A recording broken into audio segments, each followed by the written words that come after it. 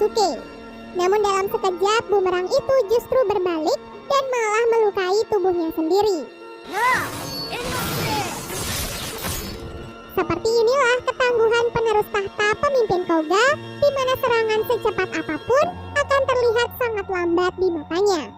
Setelah itu Genosuke pun memutuskan untuk pergi melanjutkan perjalanan menuju ke istana.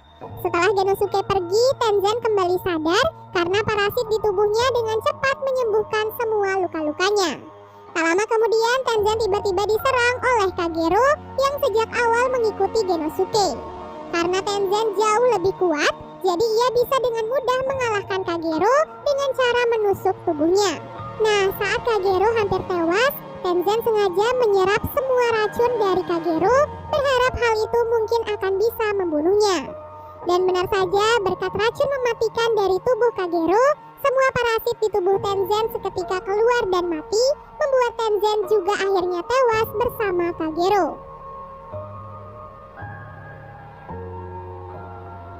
Di waktu yang sama, beberapa pasukan utusan raja datang menghadang Genosuke. Seperti biasa, dengan kekuatan jurusnya, Genosuke mampu mengalahkan begitu banyak pasukan seorang diri.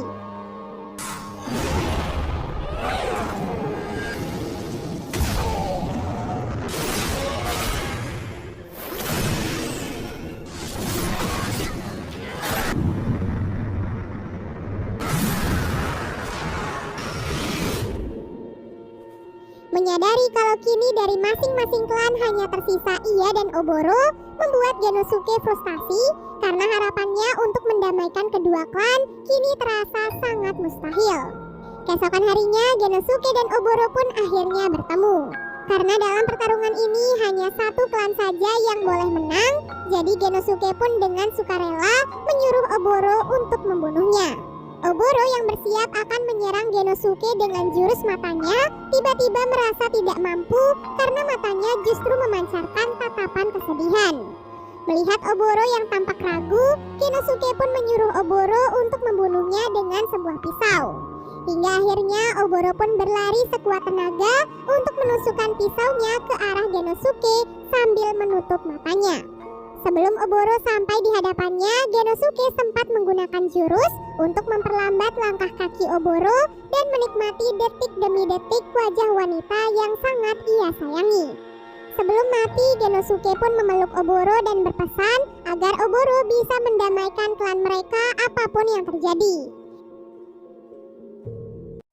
Di waktu yang sama, terlihat kawasan wilayah klan Iga dan Koga kini telah hancur akibat serangan dari pasukan yang dikirim oleh sang raja.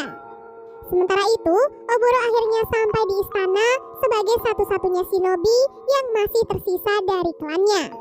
Di sana, Oboro memohon pada sang raja untuk membebaskan klan Iga dan Koga sehingga mereka bisa hidup dengan damai. Untuk meyakinkan sang raja, Oboro bahkan rela menusuk matanya sendiri untuk menghancurkan kekuatan yang ia miliki. Dengan pengorbanan itu, Raja Tokugawa pun akhirnya luluh dan menarik mundur semua pasukan yang ia kirim. Semua permintaan Oboro akhirnya disetujui oleh sang raja, sehingga kedua klan akhirnya bisa hidup dengan damai. Dan film pun akhirnya selesai. Semoga teman-teman mengerti dengan alur cerita kali ini, dan sampai jumpa di alur